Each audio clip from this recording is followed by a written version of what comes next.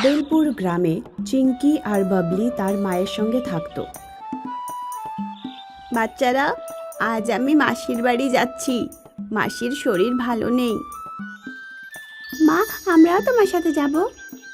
আমিও তো তাই চাইছিলাম যে তোমাদের দুজনকে নিয়ে যাব, কিন্তু এখন একটা মহামারী এসেছে, এই জন্য বাচ্চাদের বাইরে যাওয়া উচিত নয়। মা, আমরা কি তাহলে একাই থাকবো এখানে? হ্যাঁ বাবা, কিছুদিনের ব্যাপার, আমি খুব তাড়াতাড়ি বাড়ি ফিরে আসব। চিঙ্কি আর বাবলির মা ওদের একটা মধুর শিশি দেয়। এই নাও, জাদুই মধু। জাদুই মধু? এটা আমাদের কি কাজে লাগবে মা? বিপদের সময় তোমাদের এটা সাহায্য করবে। যদি কেউ এই মধু চেটে খায় তাহলে সে তার অতীত ভুলে যাবে। মানে সে তার স্মৃতি ভুলে যাবে? হ্যাঁ, ও ভুলে যাবে যে সে কে, কোথা থেকে এসেছে। তোমরা এই মধু খাবে না কিন্তু, তাহলে আমাকেই ভুলে যাবে। এটা কেবল বিপদের সময় খেতে হবে। আচ্ছা, এবার আমি আসছি। Bye bye. বাই বাই মা, তাড়াতাড়ি এসো। মা চলে যায়। চিঙ্কি আর বাবলি বাড়িতে থেকে যায় একাই। আজকে বাড়িতে কেউ নেই, নিজের ইচ্ছে মতো টিভি দেখতে পারবো, আমরা ঘুমোতেও পারবো আর প্রচুর জাম খেতে পারবো। হ্যাঁ, আর আমি মনের মতো খাবার বানাতে পারবো, নিজের পছন্দ মতো ড্রেস পরতে পারবো আর ফোনে বন্ধুদের সাথে অনেকক্ষণ কথা বলতে পারবো। গ্রামে রবি আর নাজিম নামে দুটো চোর থাকতো। গ্রামের সব বাড়িতে ওরা নজর রাখতো। আজ ওরা সুনিতাকে বড় একটা ব্যাগ নিয়ে যেতে দেখলো। তখন ওরা বুঝে গেল যে বাড়িতে কিছুদিনের জন্য সুনিতা বাইরে চলে যাচ্ছে। নাজিম, আজ বিরাট সুযোগ। সুনিতা কয়েকদিনের জন্য বাইরে গেছে।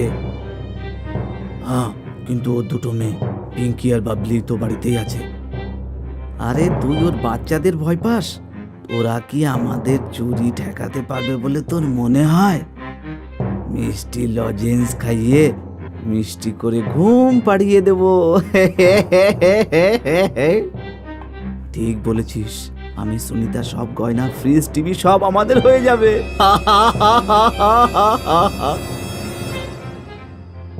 রাত ঠিক 12টায় রবি আর নাজিম বাড়িটার কাছে যায়। দুজনেই বাড়ির চালে উঠে পড়ে। রবি টালি সরিয়ে ঘরে উঁকি দেয়। চিঙ্কি আর বাবলি ঘুমোচ্ছিল। দারুণ ব্যাপার, এদের তো মিষ্টি লজেন্স খাওয়ানোর ব্যাপারই নেই, এরা তো আগে থেকেই ঘুমোচ্ছে। নাজিম, টালিগুলো সরাতে আমাকে সাহায্য কর, যাতে দুজনে ভেতরে ঢুকতে পারি। টালির শব্দ শুনে চিঙ্কি আর বাবলি জেগে যায়। মনে হয় কোনো ভূত এসেছে, এখন আমরা কি করব?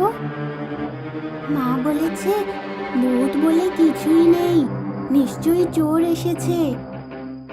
আমার খুব ভয় করছে, এখন আমরা কি করব? ভয় পাস না, জাদুই মধু আছে তো। চিঙ্কি ফ্রিজ থেকে দুটো পেস্ট্রি বের করে আর তার উপরে একটু জাদুই মধু ঢেলে দেয়। তারপর চিঙ্কি আর বাবলি খাটের নিচে লুকিয়ে পড়ে। কিছুক্ষণ পর চোর দুটোই ঘরে ঢুকে পড়ে। বন্ধু চুরি পরে করব, আগে পেস্ট্রি খাবো। কি দারুণ খেতে, অনেক দিন হলো আমি পেস্ট্রি খাইনি রে। নাজিম যখনই ওই পেস্ট্রিটা খায় ওর স্মৃতি চলে যায়। আমি কে? আমি এখানে কি করছি? তুমিই বা কে?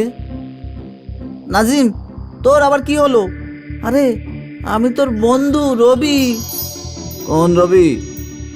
মনে হয় এই পেস্ট্রিতে কিছু মেশানো ছিল। ভালো হয়েছে আমি এই পেস্ট্রি খাইনি।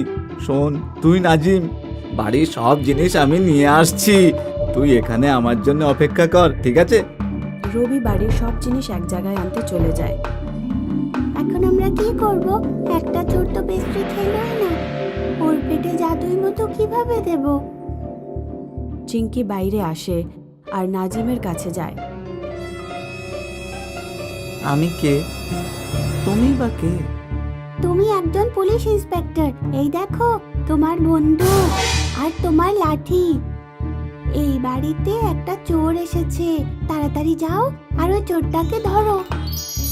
কি, আমি একজন পুলিশ ইন্সপেক্টর? হ্যাঁ, তুমি একজন সাহসী পুলিশ ইন্সপেক্টর। নাজিম লাঠি নিয়ে যায় আর লাঠি দিয়ে রবিকে পেটাতে শুরু করে। নাজিম লাঠি মেরে মেরে রবিকে অজ্ঞান করে দেয়। দারুণ ব্যাপার ইন্সপেক্টর। চিঙ্কি জাদুই মধুর কয়েক ফোঁটা রবির মুখে ঢেলে দেয় আর বাবলি চুপি চুপি নাজিমের মাথায় লাঠির বাড়ি মারে। নাজিমও অজ্ঞান হয়ে যায়। সকালে যখন নাজিম আর রবির জ্ঞান ফেরে তখন দুজনই ফ্রিজের সাথে বাঁধা ছিল। পাশে দাঁড়িয়ে ছিল সুনিতা, পুলিশ, চিঙ্কি আর বাবলি। সাবাস মেহেরা, আমরা অনেক দিন ধরে এই চোর দুটোকে খোঁজ করছিলাম। পুলিশ চোর দুটোকে ধরে নিয়ে যায়। দারুণ সাহসের কাজ করেছো তোমরা দুজন। জাদুই মধুর দুর্দান্ত ব্যবহার করেছো। দেখো আমি তোমাদের জন্য কি নিয়ে এসেছি, পেস্ট্রি।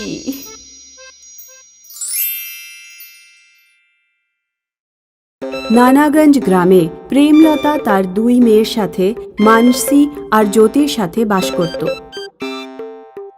প্রেমলতা মাছের ব্যবসা করত। আমি মাছ বিক্রি করতে যাচ্ছি, তোদের দুজনের মধ্যে কে আমার সাথে যাবে? আমি যাব না, আজ আমি বন্ধুর বাড়িতে যাব।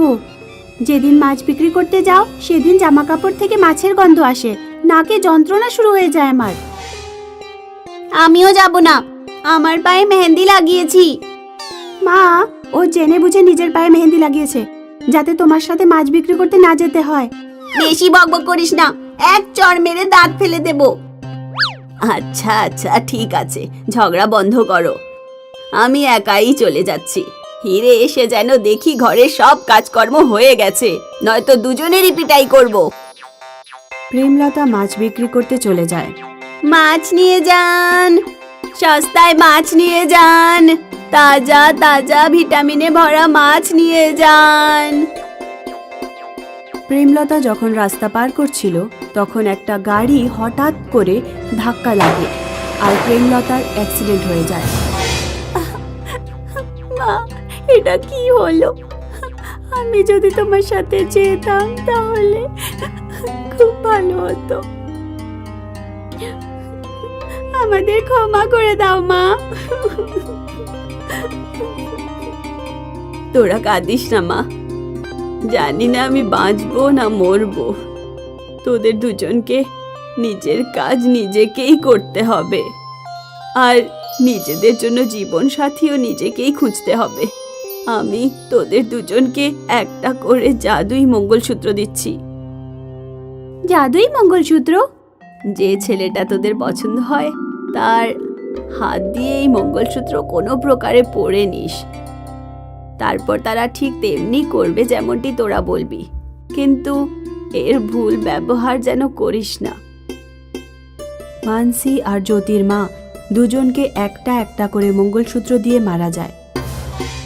মানসী আর জ্যোতি জাদুই মঙ্গলসূত্র নিয়ে নিজেদের জন্য জীবন সঙ্গীর খোঁজে বেরিয়ে পড়ে। জ্যোতি মানসীকে বলে, মানসী তুই পূর্ব দিকে যা আর আমি পশ্চিম দিকে যাচ্ছি। আমি তোর সাথে সাথে যেতে চাই না। কোথায় আমি দুধের মতো ফর্সা আর তুই কড়াইয়ের মতো কালো। ঠিক আছে। মানসী পূর্ব দিকে হাঁটতে থাকে। রোদ আর গরমের জন্যে ওর মাথা ঘুরতে থাকে। ও দেখল যে একটা ছেলে জমিতে কাজ করছে। শোনো। ছেলেটি তার ব্যাগ থেকে জলের বোতল বের করে মানসীকে দেয়। মানসী ওই কৃষক ছেলেটিকে পছন্দ হয়ে গেল। তারপর ওই সৎ ছেলেটিকে জাদুই মঙ্গলসূত্রের সম্বন্ধে সব কিছু বলে দেয়।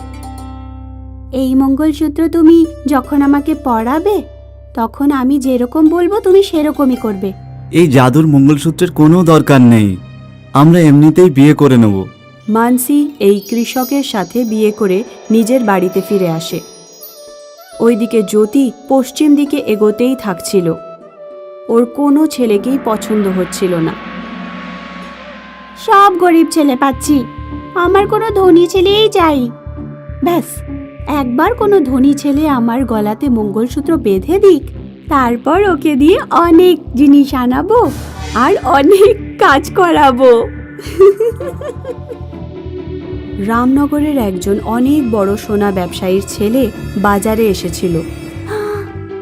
এ তো সোনা ব্যবসায়ীর সেট হীরালালের ছেলে রাহুল মনে হচ্ছে।